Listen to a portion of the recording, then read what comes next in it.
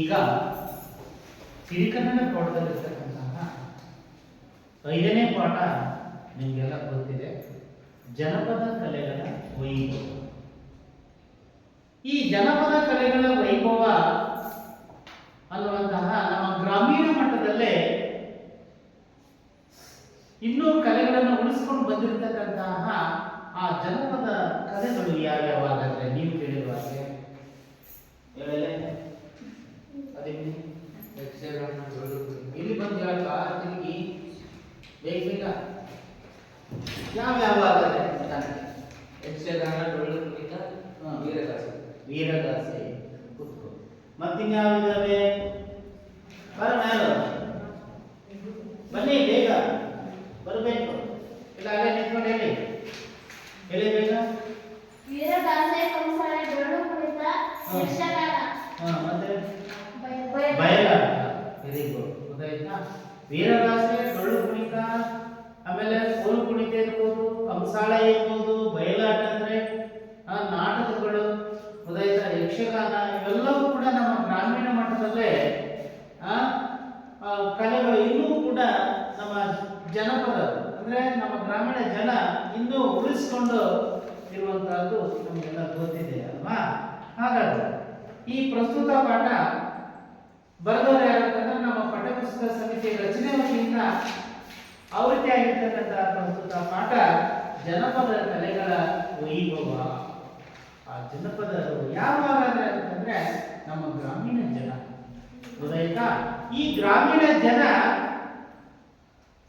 ಎಷ್ಟು ಮಟ್ಟಿಗೆ ಈ ಕಲೆಗಳನ್ನ ಉಳಿಸ್ಕೊಂಡಿದ್ದಾರೆ? ಹಾಗಾದ್ರೆ ಯಾವ್ಯಾವ ಸಂದರ್ಭಗಳಲ್ಲಿ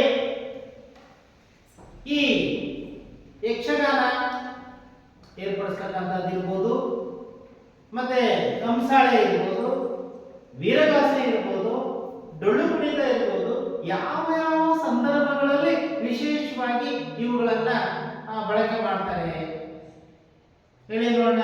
ಯಾವ ಸಂದರ್ಭಗಳಲ್ಲಿ? ಮದುವೆ, ಗೃಹ ಪ್ರವೇಶ, ಹಬ್ಬ ಹರಿದಿನಗಳು, ಜಾತ್ರೆಗಳು. Very good. ಮದುವೆ, ಗೃಹ ಪ್ರವೇಶ, ಹಬ್ಬ ಹರಿದಿನಗಳು, ಆಮೇಲೆ ಜಾತ್ರೆ. ಒಟ್ಟು ವಿಶೇಷವಾಗಿರ್ತಕ್ಕಂಥ ಊರಲ್ಲಿ ಏನಾದರೂ ಒಂದು ಅದ್ದೂರಿಯಾಗಿರ್ತಕ್ಕಂಥ ಕಾರ್ಯಕ್ರಮ ಇದ್ದಂಥ ಸಂದರ್ಭದಲ್ಲಿ ಇಂಥವುಗಳನ್ನ ಡೊಳ್ಳು ಕುಣಿತ ಇರ್ಬೋದು. ಡೊಳ್ಳು ಕುಣಿತ ಯಾರಾದ್ರೂ ನಿಮ್ಮ ಊರಿಗೆ ಮಿನಿಸ್ಟರ್ ಬಂದ್ರೆ ಈ ಅವ್ರನ್ನ ಮೆರವಣಿಗೆ ಮಾಡ್ಕೊಂಡು ಮುಂದೆ ಬಾರಿಸ್ಕೊಂಡು ಬರ್ತಕ್ಕಂಥ ಕುಣಿತ ಯಾವ್ದಂದ್ರೆ ಡೊಳ್ಳು ಕುಣಿತ. ದೇವರನ್ನ ಪಲ್ಲಕ್ಕಿಯಲ್ಲಿ ಕೂರಿಸ್ಕೊಂಡು ಮೆರವಣಿಗೆ ಮಾಡ್ಕೊಂಡು ಬಾರಿಸುವಂತ ಒಂದು ನೃತ್ಯ ಯಾವುದು ಅಂತಂದ್ರೆ ಕಂಸಾಳೆ. ಕಂಸಾಳೆ, ಡೊಳ್ಳು ಕುಣಿತ, ಆಮೇಲೆ ವೀರಭದ್ರನ ಕುಣಿತ ಅಂದ್ರೆ ವೀರಗಾಸೆ ಕುಣಿತ, ಇವೆಲ್ಲವನ್ನು ಕೂಡ ಏರ್ಪಡ್ತಾರಲ್ವಾ? ಆಮೇಲೆ ಭಜನೆ ಅಲ್ಲೇನ್ರಪ್ಪ, ಇಂಥವುಗಳನ್ನ ನಮ್ಮ ಗ್ರಾಮೀಣ ಜನತೆ ಕಲೆಗಳನ್ನಾಗಿ ಉಳಿಸ್ಕೊಂಡು ಬಂದಿದ್ದಾರೆ. ಹಾಗಾದ್ರೆ ಈ ಪ್ರಸ್ತುತ ಪಾಠದಲ್ಲಿ ಇರ್ತಕ್ಕಂತಹ ಆಶಯ ಭಾವನ ಓದ್ಬಾರ್ದು. ಬನ್ನಿ ಆಶಯ ಭಾವನ ಎರಡೆರಡನ್ನ ನಾವು ಓದಿ ಬನ್ನಿ ಬೇಗ ಬನ್ನಿ ಬೇಗ. ಎರಡೆರಡನ್ನ ನಾವು ಓದಿದ್ಮೇಲೆ ಮತ್ತೊಬ್ಬರು ಓದಬೇಕಾ? ಓದ್ಬಾರ್ದು. ಜನಪದ ಕಲೆ ಅತ್ಯಂತ ಪ್ರಾಚೀನವಾದದ್ದು, ಪರಂಪರೆಯಿಂದ ಉಳಿದಿರುವ ಸಂಪ್ರದಾಯವಾಗಿದ್ದು ಆಗಿಗ ಅಭಿನಯದ ಮೂಲಕ ವ್ಯಕ್ತವಾಗುವ ಕಲೆ ಹೆಚ್ಚು ಜನಪ್ರಿಯವಾಗಿದೆ.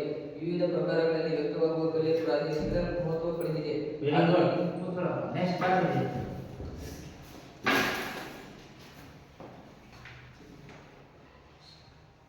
ಆಧುನಿಕತೆ ಪ್ರಭಾವದಿಂದ ಜನಪದ ಕಲೆ ನಶಿಸುತ್ತಿದೆ. ಇದರಿಂದ ಎಷ್ಟೋ ಪ್ರಕಾರಗಳು ಕಣ್ಮರೆಯಾಗಿವೆ. ಗ್ರಾಮೀಣ ಬದುಕಿನ ಅವಿಭಾಜ್ಯ ಅಂಗವಾಗಿದ್ದ ಕಲೆ ಮನರಂಜನೆಯ ಮಾಧ್ಯಮವು ಕ್ರಿಯಾಶೀಲತೆಯ ಸಂಕೇತವೂ ಆಗಿರುವುದು ಗಮನಾರ್ಹ ಅಂಶವಾಗಿದೆ. ನೆಕ್ಸ್ಟ್ ಮುಂದಿನ ಎಲ್ಲಿ ಹೋಗ್ತಾರೆ ನೋಡ್ಕೋಬೇಕು.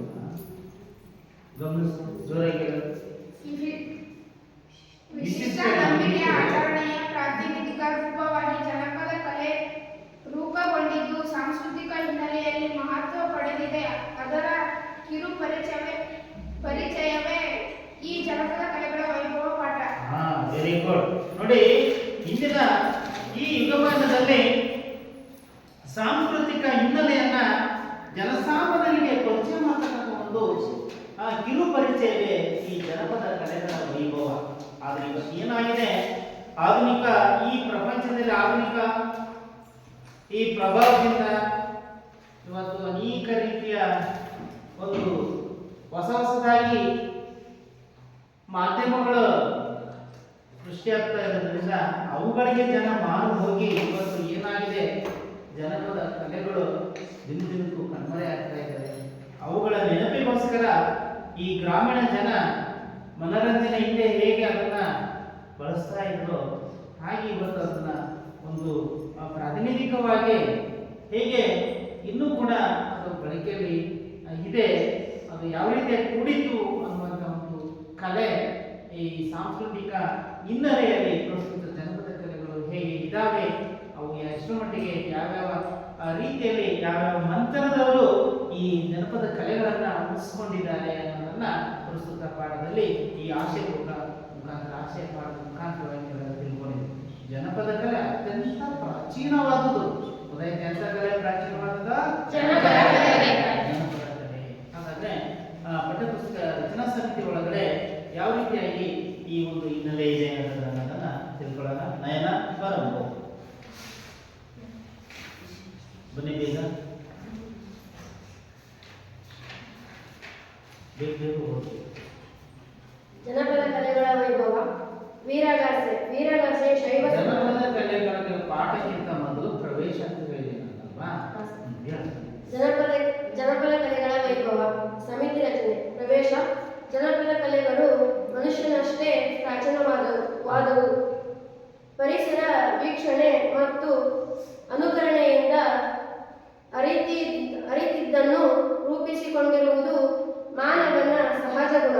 ಹಾಗಾಗಿ ಇಂಥ ಕಲೆಗಳು ಅಸ್ತಿತ್ವಕ್ಕೆ ಬಂದವು. ಜನಪದ ಕಲೆಗಳು ಯಾವಷ್ಟೇ ಪ್ರಾಚೀನವಾದವು ಅಂತ ಹೇಳಿ ಈಗ ನಯನ ಓದಿದ್ದಪ್ಪ. ಯಾವಷ್ಟೇ ಪ್ರಾಚೀನವಾದವು? ಮನುಷ್ಯನಷ್ಟೇ ಪ್ರಾಚೀನವಾದವು. ಯಾವ ಕಲೆಗಳು? ಜನಪದ ಕಲೆಗಳು. ಹಾಗೇನೆ ಮತ್ತೊಂದು ವಾಕ್ಯವನ್ನು ಹೇಳಿದ್ದವು, ಪರಿಸರ ವೀಕ್ಷಣೆ. ಯಾವುದರ ವೀಕ್ಷಣೆ?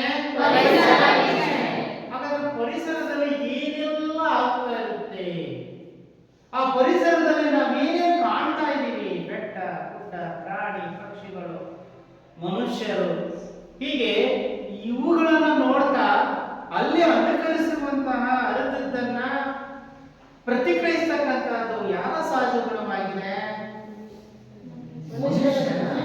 ಆಯ್ತಾ? ಯಾರ ಸಹಜ ಗುಣ? ಮನುಷ್ಯನವಾಗಿದೆ. ಕೂತ್ಕೊಂಡು ನೀನ್ ಬರೋಣ ಮನು, ಎಲ್ಲಿ ನಿಲ್ಸಿದ್ದವು? ಕಲೆ ಮನಸ್ಸಿಗೆ ನೆಮ್ಮದಿ ಸಂತೋಷ ನೀಡುವುದಲ್ಲದೆ ಮುಂದಿನ ಪೀಳಿಗೆಗೆ ಆಧಾರವಾಗುತ್ತೇವೆ. ಜನಪದ ಸಂಸ್ಕೃತಿಯಿಂದ ಪ್ರತಿ ಹೆಚ್ಚಳವು ಜನಪದ ಕಲೆಗಳನ್ನು ಕಾಣಬಹುದು. ಜನಪದರ ಬದುಕೆ ಒಂದೇ ಕಲೆ. ಯುದ್ಧ ಜನರಿಗೆ ತಿಳಿಯದೆಯೋ ಅವರ ಬದುಕಿನಲ್ಲಿ ಕಲೆ ಹಾಸುಹೊಕ್ಕಾಗಿದೆ. ತಡೆಯಮ್ಮ, ಇಲ್ಲಿ ಜನಪದ ಒಂದು ಸಂಸ್ಕೃತಿ ಅಂತಕ್ಕಂಥದ್ದು, ಜನಪದದ ಒಂದು ಕಲೆ ಇವತ್ತು ಏನಾಗಿದೆ, ಯಾರೋ ಬದುಕಿನಲ್ಲಿ ಹಾಸುಹೊಕ್ಕಾಗಿದೆ ಅಂತಂದ್ರೆ ಜನಸಾಮಾನ್ಯರಲ್ಲಿ. ಯಾರ ಬದುಕಿನಲ್ಲಿ? ಜನಸಾಮಾನ್ಯರಲ್ಲಿ. ಯಕ್ಷಗಾನ ಮಾಡೋದು ಏನು ಪ್ರಾಣಿಗಳ? ಮನುಷ್ಯರು ತಾನೆ. ಡೊಳ್ಳು ಬಾರಿಸೋದು ಯಾರು? ಮನುಷ್ಯ ಅಲ್ವಾ? ಹಾಗೆ ಕಂಸಾಳೆನ ಬಾರಿಸಕ್ಕಂಥವ್ರು ಯಾರು? ಮನುಷ್ಯ. ಹಾಗೆ ಇಲ್ಲಿ ಅದನ್ನ ಬದುಕಿನಲ್ಲಿ ಒಂದು ಕಲೆಯನ್ನಾಗಿ ಯಾವ ಬೇಕಾದ್ರೆ ಆಡ್ತಾರೆ. ಇದನ್ನ ಯಾವ ಟೈಮಲ್ಲಿ ಸಾಮಾನ್ಯವಾಗಿ ಜನಪದ ಈ ಕಲೆಗಳನ್ನ ಅಂದ್ರೆ ಇಂಥ ಒಂದು ಕಾರ್ಯಕ್ರಮಗಳನ್ನ ಡೊಳ್ಳು ಬಡಿತವನ್ನ ಏರ್ಪಡಿಸತಕ್ಕಂಥದ್ದು ಎಂತ ಸಂದರ್ಭಗಳಲ್ಲಿ ಬಾರಿಸ್ತಾರೆ, ಯಾವ ವೇಳೆಯಲ್ಲಿ, ಕೆಲಸ ಇರುವಂತ ಸಂದರ್ಭದಲ್ಲ ಅಥವಾ ಬಿಡುವಿನ ವೇಳೆಯಲ್ಲೋ? ಯಾವ ವೇಳೆಯಲ್ಲಿ? ಬಿಡುವು ಸಿಕ್ಕಾಗ, ತಮಗೆ ಕೆಲಸ ಇಲ್ಲದೆ ಇದ್ದಂತ ಸಂದರ್ಭದಲ್ಲಿ, ಅಥವಾ ಖುಷಿ ಇದ್ದಾಗ, ಸಂತೋಷವಾದಾಗ ಬೀರಪ್ಪನ ದೇವರ ಮುಂದೆ ಅಥವಾ ಯಾವುದಾದ್ರೂ ದೇವಸ್ಥಾನದ ಮುಂದೆ ಸಂಜೆ ಟೈಮಲ್ಲಿ ಬಾರಿಸ್ತಾರೆ. ಇಂಥ ಕಲೆಗಳು ಇವತ್ತು ಜನಸಾಮಾನ್ಯರಲ್ಲಿ ಆಸುವಕ್ಕಾಗಿದೆ ಅವರ ಬದುಕಿನಲ್ಲಿ ಅಂತ ಹೇಳಿ ನಾವು ಹೇಳ್ಬೋದು. ಓದಮ್ಮ. Next. ಜನಪದ ಕಲೆಗಳಿಗೂ ಜೀವನಕ್ಕೂ ನಿಗೂಢ ಸಂಬಂಧವಿದೆ. ಯಾವ ಕಲೆಗೆ ನಿಕಟವಾದಂತಹ ಸಂಬಂಧವಿದೆ ಜೀವನದಲ್ಲಿ? ಜನಪದ ಕಲೆಗಳಿಗೂ ಮತ್ತು ಯಾವ ರೀತಿ ಸಂಬಂಧ ಇದೆ? ಯಾವ ರೀತಿ ಸಂಬಂಧ ಇದೆ? ಆಮೇಲೆ ಹೇಳಮ್ಮ. ನಿತ್ಯ ದುಡಿಮೆಯ ಆಯಾಸ ಬದುಕಿನ ನಿತ್ಯ ದುಡಿಮೆಯ ಆಯಾಸ, ಬದುಕಿನ ಏಕತಾನತೆ, ಹಾ. ಆಸರಿಕೆ, ಬೇಸರಿಕೆಯನ್ನು ನಿವಾರಿಸಿಕೊಳ್ಳಲು ಮನುಷ್ಯ ಕಲೆಗಳ ಮೊರೆ ಹೋಗಿದ್ದಾನೆ. ಇದನ್ನು ಜತನವಾಗಿ ರಕ್ಷಿಸಿ ಬೆಳೆಸಿಕೊಂಡು ಬಂದಿದ್ದಾನೆ. ಪ್ರಾರಂಭದಲ್ಲಿ ಯಾಂತ್ರಿಕ ಸಂಜ್ಞೆಗಳಿಂದ ಸಂಜನಗಳಿಂದ ಕೂಡಿದ ಕೂಡಿದ ಕಲೆಗಳ ಕಲೆಗಳು ಕ್ರಮೇಣ ಚಿತ್ರ, ಶಿಲ್ಪೆ, ಹಾಡು, ಕುಣಿತ ಮೊದಲಾದ ಆಯಾಮಗಳನ್ನು ಪಡೆದುಕೊಂಡಿವೆ. ಜನಪದ ನೃತ್ಯಗಳು ಕರ್ನಾಟಕದಾದ್ಯಂತ ಪ್ರಚಲಿತವಿದ್ದು 40ಕ್ಕೂ ಹೆಚ್ಚು ಪ್ರಕಾರಗಳು ರೂಢಿಯಲ್ಲಿವೆ. ಕೆಲವು ಪ್ರಾದೇಶಿಕವಾಗಿ ಪ್ರಚಲಿತವಿದ್ದು ಜನಪ್ರಿಯತೆ ಪಡೆದಿವೆ. ನೋಡಿ, ಹೀಗೆ ಸುಮಾರು 40ಕ್ಕೂ ಹೆಚ್ಚು ಪ್ರಕಾರಗಳ ಜನಪದ ಕಲೆಗಳಾಗಿ ಇವತ್ತು ಕರ್ನಾಟಕದಂತಹ ಪ್ರಾದೇಶಿಕವಾದ ಮಟ್ಟದಲ್ಲಿ ಹೆಚ್ಚು ಜನಪ್ರಿಯಗೊಂಡಿವೆ ಈ ಜನಪದ ಕಲೆಗಳು ಅಂತ ಹೇಳಿ ನಾವು ಇಲ್ಲಿ ತಿಳಿಬಹುದು. ಅಂದ್ರೆ ಮನುಷ್ಯ ನೋಡಿ ಆಯಾಸವಾದಾಗ, ತಮ್ಮ ಬದುಕಿನಲ್ಲಿ ಆಯಾಸವಾದಾಗ, ಒತ್ತಡಗಳು ಜಾಸ್ತಿ ಆದಾಗ ಯಾವಾಗ ಸಂತೋಷವಾಗುತ್ತೆ, ಯಾವಾಗ ಆನಂದ ಆಗುತ್ತೆ, ಹೀಗೆ ಆ ಆಸರಿಕೆ ಬೇಸರಿಕೆಗಳನ್ನು ನಿವಾರಿಸಿಕೊಳ್ಳುವಂತ ಸಂದರ್ಭದಲ್ಲಿ ಈ ಕಲೆಗಳನ್ನು ಅವರು ರೂಢಿಸಿಕೊಂಡರು. ಹಾಗಾಗಿ ಆಂಗಿಕ ಸಂಜ್ಞೆಗಳ ಮೂಲಕ, ಆಂಗಿಕ ಸಂಜ್ಞೆಗಳ ಭಾವನೆ ಹೇಗೆ ಅವು ವ್ಯಕ್ತಪಡಿಸುವ ಮನುಷ್ಯ ಅವುಗಳನ್ನು ಕಲೆಗಳ ರೂಪದಲ್ಲಿ ಬೆಳೆಸಿಕೊಂಡ. ಗೊತ್ತಾಯ್ತಾ? ಹಾಗಾಗಿ ಆ ಒಂದು ಸುಮಾರು ಕರ್ನಾಟಕದಂತಹ ಸುಮಾರು 40ಕ್ಕೂ ಹೆಚ್ಚು ಪ್ರಕಾರಗಳು ಈ ಒಂದು ಜನಪದ ಕಲೆಗಳು ನಮ್ಮಲ್ಲಿ ಬೇರೂರಿವೆ. ಅವು ಯಾವ ರೀತಿಯಾಗಿ ಈಗ ನಾವು ಕಣ್ಣಲ್ಲಿ ಕಾಣ್ತಕ್ಕಂಥ, ನಾವು ಕಣ್ಣಿಂದ ಕಾಣ್ತಕ್ಕಂಥ ಕಲೆಗಳು ಸಾಮಾನ್ಯವಾಗಿ ಯಾವ್ಯಾವ ಇವೆ, ಯಾವ ಇವಾಗ ಇವೆ ಅನ್ನೋದನ್ನ ಈ ಪಾಠದಲ್ಲಿ ನಮ್ಮದು ತಿಳ್ಕೊಳ್ಳೋಣ. ಮೊದಲನೇ ಒಂದು ಜನಪದ ಕಲೆ ಯಾವ್ದಂತಂದ್ರೆ ವೀರಗಾಸೆ. ಯಾವುದು? ವೀರಗಾಸೆ. ವೀರಗಾಸೆ. ವೀರಗಾಸೆ ಗೊತ್ತಾಯ್ತಾ? ಇದು ಯಾವ ದೇವರ ಹೆಸರಿನಿಂದ ಕುಣಿತಕ್ಕಂಥದ್ದು ಅಂತಂದ್ರೆ ವೀರಭದ್ರನ ಕುಣಿತ. ವೀರಭದ್ರ ದೇವರ ಹೆಸರಿನಲ್ಲಿ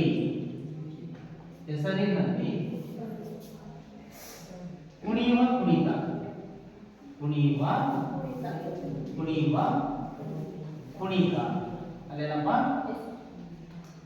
ಹೌದಲ್ಲೇನೋ? ಯಾವ ದೇವರ ಹೆಸರಿನಲ್ಲಿ ಸಾಮಾನ್ಯವಾಗಿ ವೀರಗಾಸೆ ಕುಣಿತ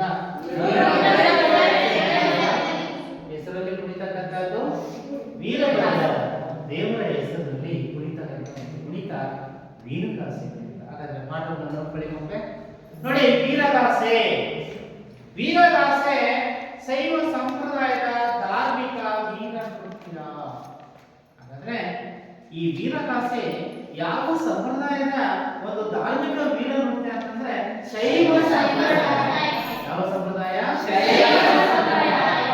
ಈ ವೀರಗಾಸೆ ಕುರಿತ ಯಾವ ಸಂಪ್ರದಾಯದವರ ಮನೆತನದವರು ಈ ಒಂದು ಏನಪ್ಪ ನೃತ್ಯವನ್ನ ಏರ್ಪಡಿಸ್ತಾರೆ ಅಂತಂದ್ರೆ ಶೈವ ಮನೆತನದವರು. ಗೊತ್ತಾಯ್ತಾ? ಶೈವ ಮನೆತನದವರು ಈ ವೀರಗಾಸೆ ಕುಣಿತವನ್ನ ರೂಢಿಸಿಕೊಂಡು ಬಂದಿದ್ದಾರೆ ಅಂತ ಹೇಳಿ ನಾವು ಗಮನಿಸೋಣ.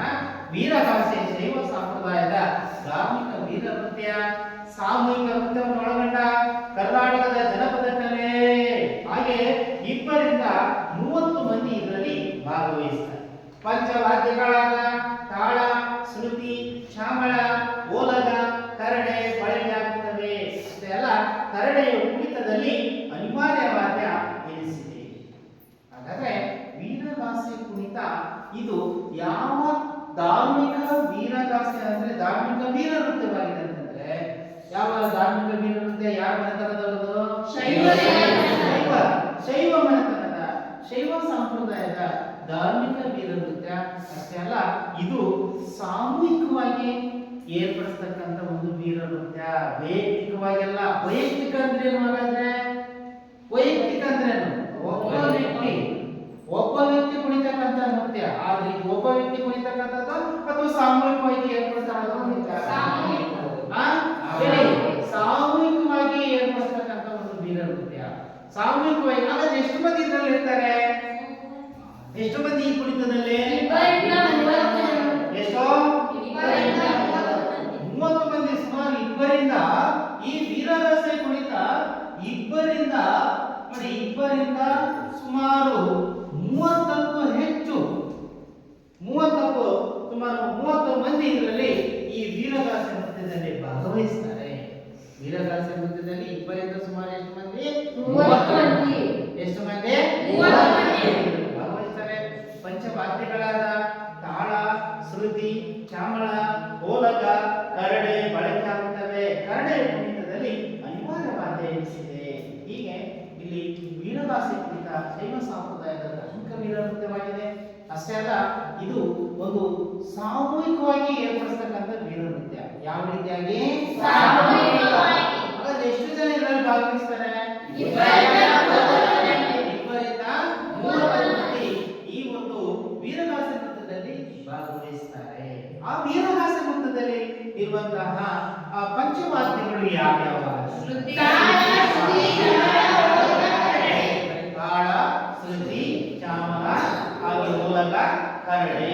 ಇವು ಯಾವ ಒಂದು ನೃತ್ಯದ ಪಂಚವಾದ್ಯಗಳು ಆಗತ್ತೆ ಅಂತಂದ್ರೆ ವೀರಗಾಸೆ ನೃತ್ಯದ ಪಂಚವಾದ್ಯಗಳು.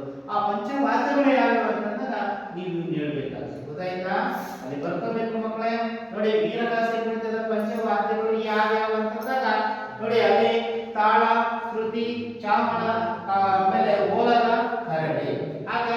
ಹಾಗಾದ್ರೆ ಯಾವ ಒಂದು ಕುಣಿತದಲ್ಲಿ ವಿಶೇಷವಾಗಿ ಒಂದು ಕುಣಿತವನ್ನ ನಾವು ವೀರಗಾಸೆ ಕುಣಿತದಲ್ಲಿ ಯಾವ ತಾಳದ ಒಂದು ಬಳಸಿಕೊಂಡು ಒಂದು ವಿಶೇಷವಾಗಿರ್ತಕ್ಕಂಥ ಕುಣಿತವನ್ನ ನಾವು ಗಮನಿಸಬಹುದು? Very good. ಯಾವ್ದು? ಕರಡೆ ಕುಣಿತದಲ್ಲಿ ಬಹಳ ಅದ್ಭುತವಾದ ರೀತಿಯಲ್ಲಿ ಆ ದೇವರ ಹೆಸರನ್ನ ಹೇಳಿಕೊಂಡು ಬಳಸ್ತಕ್ಕಂಥ ಒಂದು ತಾಳ. ಹಾಗಾಗಿ ಕರಡೆಯು ಕುಣಿತದಲ್ಲಿ ಅನಿವಾರ್ಯವಾಗಿರ್ತಕ್ಕಂಥ ವಾದ್ಯ ಬಹಳ ವಿಶೇಷವಾಗಿರುತ್ತೆ. ಯಾವ ನೃತ್ಯದಲ್ಲಿ? ಯಾವ ನೃತ್ಯದಲ್ಲಿ? ವೀರಗಾಸೆ. ಯಾವ ನೃತ್ಯದಲ್ಲಿ? ವೀರಗಾಸೆ. ನೆಕ್ಸ್ಟ್ ಬುಕ್ ನೋಡ್ಕೊಳ್ಳಿ. ವೀರಗಾಸೆ ಕುಣಿತದವರ ವೇಷಭೂಷಣ ವಿಶೇಷವಾಗಿರುತ್ತದೆ. ಹಾಗಾದ್ರೆ ಯಾವ ಕುಣಿತದಲ್ಲಿ ವೇಷಭೂಷಣ ವಿಶೇಷವಾಗಿರುತ್ತದೆ? ವೀರಗಾಸೆ ಕುಣಿತದಲ್ಲಿ.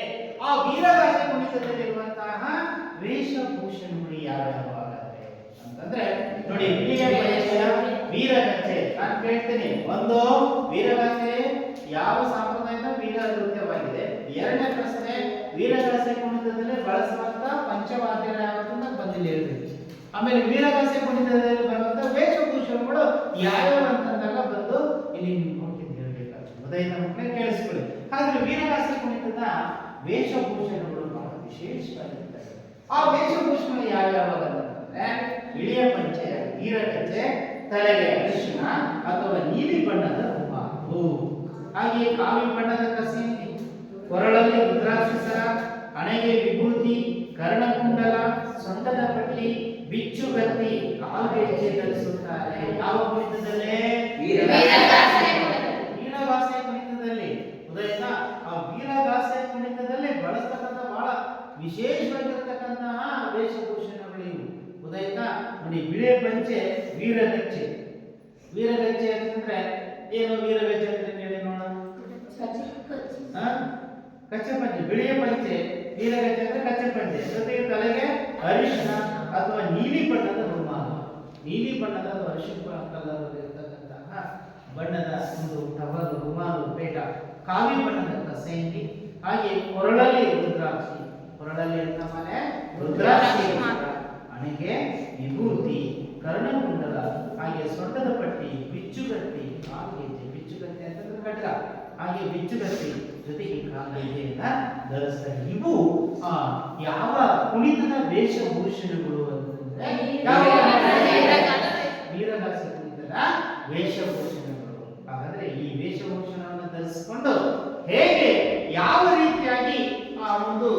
ಕುಣಿತವನ್ನ ಏರ್ಪಡಿಸ್ತಕ್ಕಂಥ ಅನ್ನೋದನ್ನ ನೀವು ಗಮನಿಸಬಹುದು. ಗೊತ್ತಾಯ್ತಾ? ನೋಡಿ, ಈ ತರ ಒಂದು ಕಟ್ಟಿಗೆ ಇಟ್ಕೊಂಡು, ಗೊತ್ತಾಯ್ತಾ? ಇದು ಕೋಲಿನ ಸಾಮಾನ್ಯ, ಆದ್ರೆ ಕಟ್ಟಿಗೆ ಅಂತ ತಿಳ್ಕೊಳ್ಳಿ.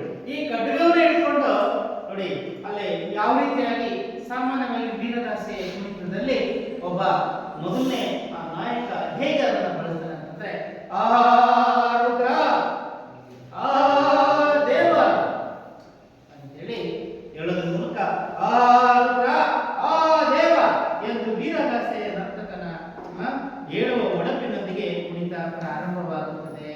ವೀರಗಾಸೆ ಕುಣಿತದಲ್ಲಿ ನರ್ತಕನು ಮೊದಲು ಮಧ್ಯದಲ್ಲಿ ನಿಂತ್ಕೊಂಡು ಬಹಳ ಸೊಗಸಾಗಿ ಆ ಒಂದು ನುಡಿಯನ್ನ ಹೇಳೋದ್ರ ಮೂಲಕ ಕುಣಿತ ಪ್ರಾರಂಭ ಆಗುತ್ತೆ. ಗೊತ್ತಾಯ್ತಾ? ಯಾವ ಕುಣಿತ? ವೀರಗಾಸೆ ಕುಣಿತ. ಅದರಲ್ಲಿ ರುದ್ರ, ದೇವ ಅನ್ನುವಂತಹ ಒಂದು ಒಡಪಿನೊಂದಿಗೆ, ಒಡಪು ಅಂತಂದ್ರೆ ಒಗಟು. ಗೊತ್ತಾಯ್ತಾ? ಒಡಪು ಅಂದ್ರೆ ಏನಪ್ಪ?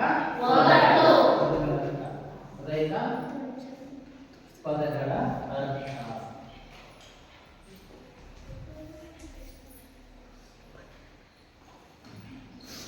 ಒಡಪಿನೊಂದಿಗೆ, ಒಡಪಿ ಅಂತಂದ್ರೆ ಒಗಟು. ಗೊತ್ತಾಯ್ತಾ? ಹೀಗೆ ಈ ರೀತಿಯಾಗಿ ಒಗಟಿನೊಂದಿಗೆ ಅರ್ಥಪೂರ್ಣವಾದ ರೀತಿಯಲ್ಲಿ ಒಂದು ನುಡಿಯನ್ನು ಹೇಳ್ತಾ, ಜೊತೆಗೆ ವೀರಭದ್ರ ನೋಡಿ,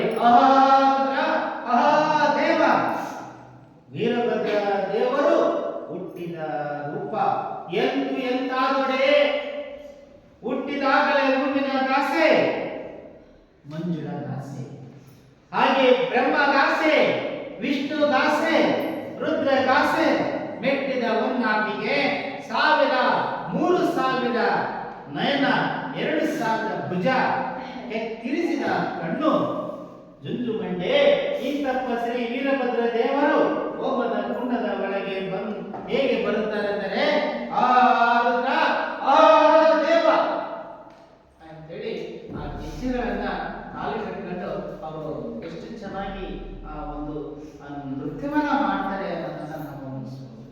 ಗೊತ್ತಾಯ್ತಾ? ಯಾರಾದ್ರೂ ಮಾಡಿ ತೋರಿಸ್ತೀರಿ? ಮಾಡ್ತೀನಿ? ಯಾರಾದ್ರೂ ಮಾಡಿ ಬನ್ನಿ ನೋಡೋಣ ಎಷ್ಟು ಮಟ್ಟಿಗೆ ನಿಮ್ಮ ಬಾಯಿಂದ ಬರುತ್ತೆ. ಹೇಳ್ತೀರಮ್ಮ?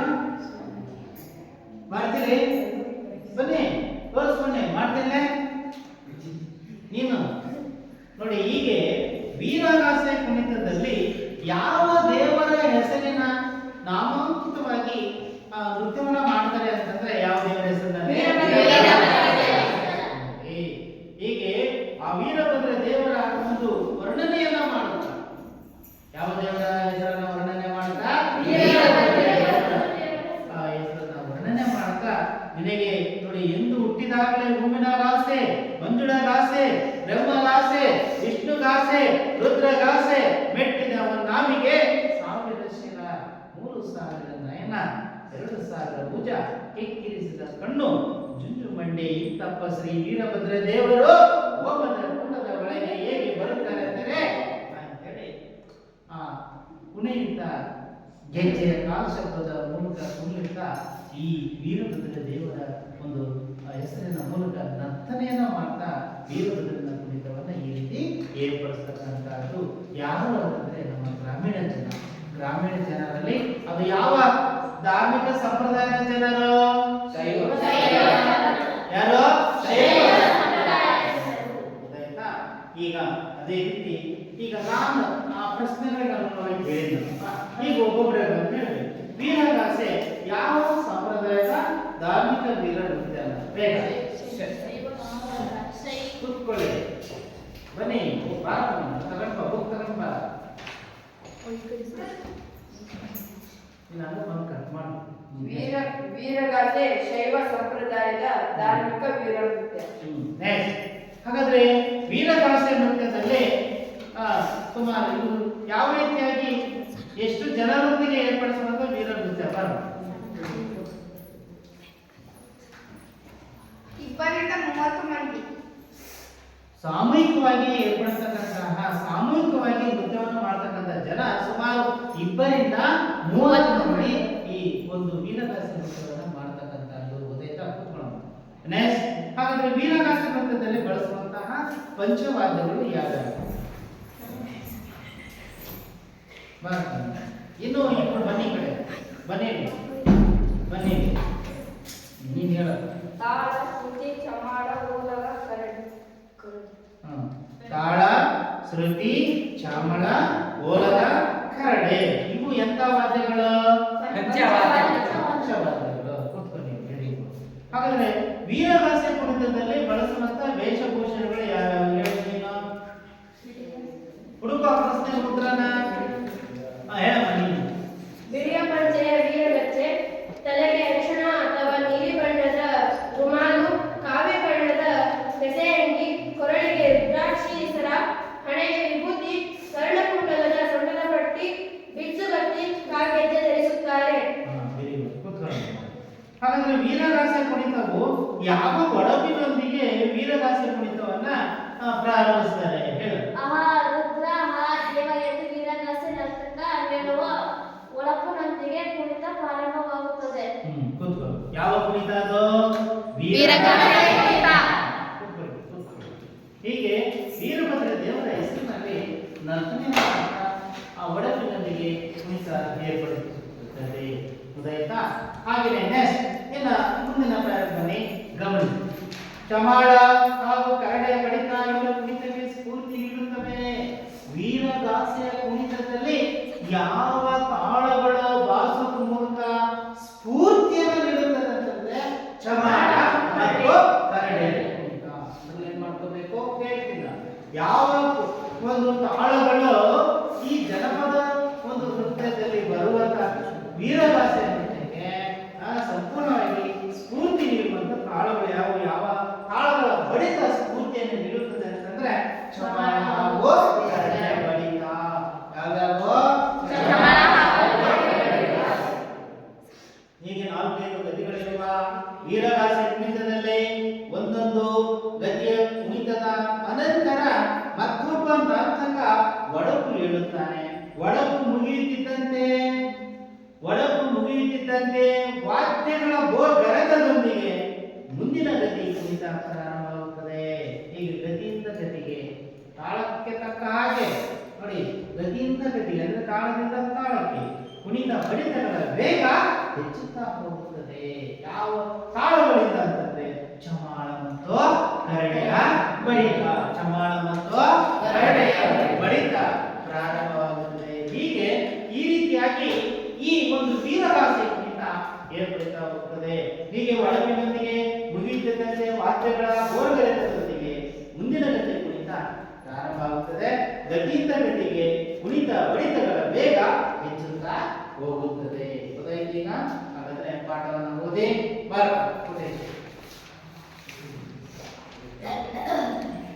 ಬನ್ನಿ. ವೀರಗಾಸೆ ಪಾಠ ಓದುವ ಎರಡೆರಡೆ ಓದಿ. ವೀರಗಾಸೆ ಸಾಂಪ್ರದಾಯಿಕ ಶೈವ ಸಂಪ್ರದಾಯ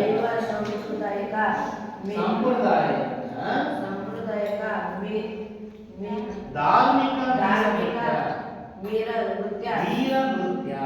ನೃತ್ಯ ಸಾಹಿತ್ಯ ಸಾಮೂಹಿಕ ನೃತ್ಯವನ್ನು ಒಳಗೊಂಡ ಕರ್ನಾಟಕದ ಜನತೆಯೇ ಬಿಡಿಸುವುದು ಏನಿದೆ? ಕರ್ನಾಟಕದ ಜನಪದ ಕಲೆಗಳ ಕಲೆ ಸರಿ ಗೊತ್ತಾಯ್ತಾ? ಬನ್ನಿ ಹೇಗೆ ಬರ್ತದೆ ಹೇಳಪ್ಪ. 2 ರಿಂದ 30 ಮಂದಿ ಇದರಲ್ಲಿ ಭಾಗವಹಿಸುತ್ತಾರೆ. ಪಂಚವಾದ ತಾಳ, ಶ್ರುತಿ, ಚಮಳ, ಒಳಗ, ಕರಡೆ ಬಳಕೆ ಆಗುತ್ತಾ ಕರಡೆಯು ಕುಣಿತದಲ್ಲಿ ಅನಿವಾರ್ಯ ವಾದ್ಯ ಎನಿಸಿದೆ. Very good. ಇನ್ನೂ ಚೆನ್ನಾಗಿ ಓದ್ಬೇಕು. ಎಷ್ಟು ಬರಮ್ಮ.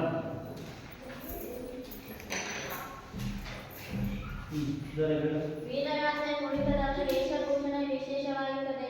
ಬಿಳಿಯ ಪಂಚೆ, ವೀರಗಚ್ಚೆ, ತಲೆಗೆ ಅರಿಶಿಣ ಅಥವಾ ನೀಲಿ ಬಣ್ಣದ ರುಮಾಲು, ಕಾವಿ ಬಣ್ಣದ ಕಸೆಂಗಿ, ಕೊರಳಿಗೆ ರುದ್ರಾಕ್ಷಿ ಸರ, ಹಣೆಗೆ ವಿಭೂತಿ, ತೋರಣಕುಂಡಲ, ಸೊಂಟಪಟ್ಟಿ, ಬಿಚ್ಚುಗತ್ತಿ, ಕಾಲಿಗೆ ಧರಿಸುತ್ತಾರೆ. Very good. ನೆಕ್ಸ್ಟ್ ಟೈಮ್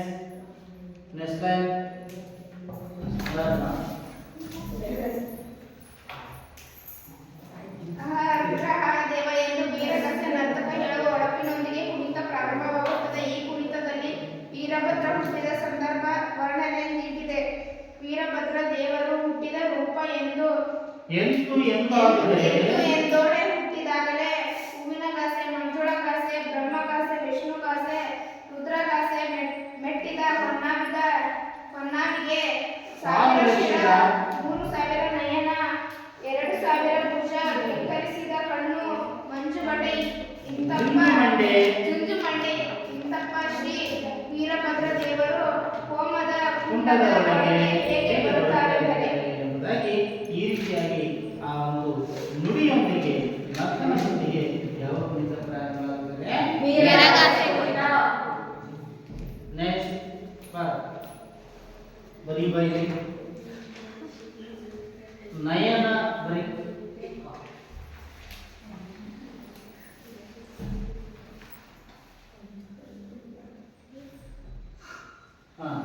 ನಯನ 3000 ನಯನ ಅಂತೇಳಿ ನುಡಿ ಪ್ರಾರಂಭ ಆಗಿದೆ ಅಲ್ವಾ?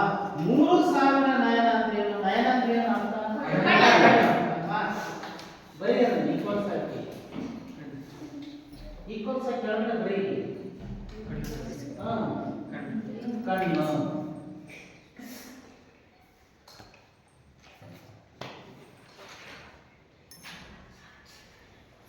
ಸರಿದೇನಪ್ಪ? ಸರಿ ಸರಿ. ನೆಕ್ಸ್ಟ್ ಓದು. ಹಾಗೂ ಕರಡಿಯ ಬಡಿತ ಇವರ ಕುಣಿತಕ್ಕೆ ಸ್ಫೂರ್ತಿ ನೀಡುತ್ತವೆ. ಹಾಗೂ ಇದು ಗತಿಗಳಿರುವ ವೀರಗಾಸೆಯ ಕುಣಿತದಲ್ಲಿ ಒಂದೊಂದು ಗತಿಯ ಕುಣಿತದ ಆನಂತರ ಮತ್ತೊಬ್ಬ ನರ್ತಕ ಒಡುಕು ಹೇಳುತ್ತಾನೆ.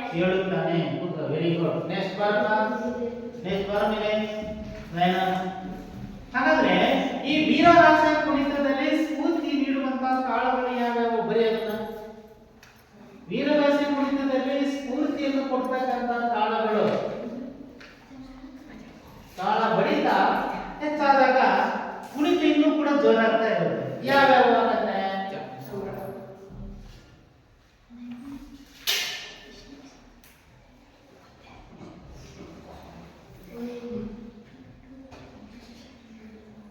ಸರಿ ಇದೆಯಾ? ಸರಿ ಇದೆ. ಓದೋದನ್ನ ಎಲ್ಲಿ ತಪ್ಪು ಮಾಡಿದೀನಿ? ಆಮೇಲೆ ಮತ್ತೆ ಚಮಾಳ ಗೊತ್ತಾಯ್ತಾ? ಸರಿ ಇದೆಯಲ್ಲ? ಚಮಾಳ ಮತ್ತು ಕರಡೆಯ ಬಡಿತ ಬಡಿಬೇಕು. ಕರಡೆ ಬಡಿತ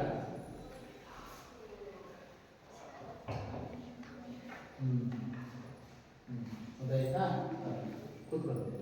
ಹೀಗೆ ನೋಡಿ, ಚಮಾಳ ಮತ್ತು ಕರಡೆ ಬಡಿತ ಅವುಗಳ ಒಂದು ಬಡಿತ ಇದೆಯಲ್ಲ, ಆ ತಾಳಗಳ ಬಡಿತ ಕುಣಿತಕ್ಕೆ ಸ್ಫೂರ್ತಿ ನೀಡುತ್ತದೆ.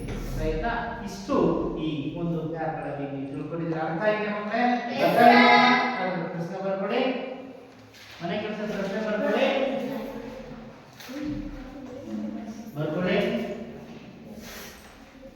ಗೃಹ ಪಾಠಕ್ಕೆ ಸಂಬಂಧಿಸಿದಂತೆ ಮೊದಲನೇ ಪ್ರಶ್ನೆ, ವೀರಗಾಸೆ ಕುಣಿತ ಯಾವ ಸಂಪ್ರದಾಯದ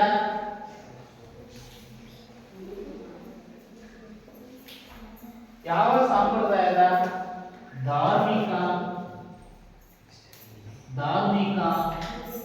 ವೀರ ನೃತ್ಯವಾಗಿದೆ.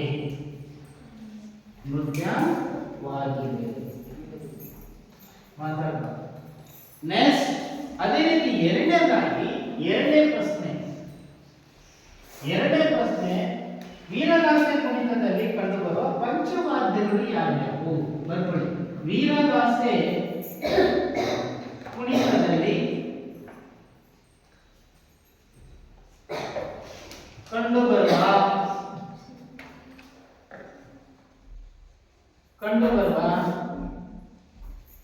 ಪಂಚವಾದ್ಯಗಳು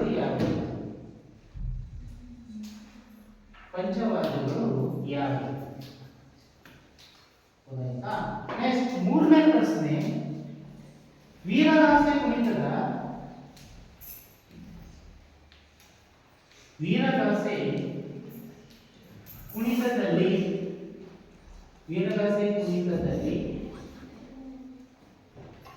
ಕಂಡುಬರುವ ಕಂಡುಬರುವ ವೇಷಭೂಷಣಗಳು ಯಾವುವು? ವೇಷಭೂಷಣಗಳು ಯಾವುವು? ವೇಷಭೂಷಣಗಳು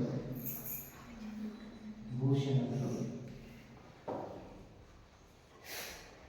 ಯಾವುವು? ಇಷ್ಟು ಗೊತ್ತಾಯ್ತಾ? ಯಾರು ಗೊತ್ತಾಯ್ತಾ? ಎಲ್ಲರೂ ಕೂಡ ಓದ್ಕೊಂಡು ಇವುಗಳನ್ನು ಉತ್ತರವನ್ನು ಬರ್ಕೊಂಡು ಬನ್ನಿ. Thank you.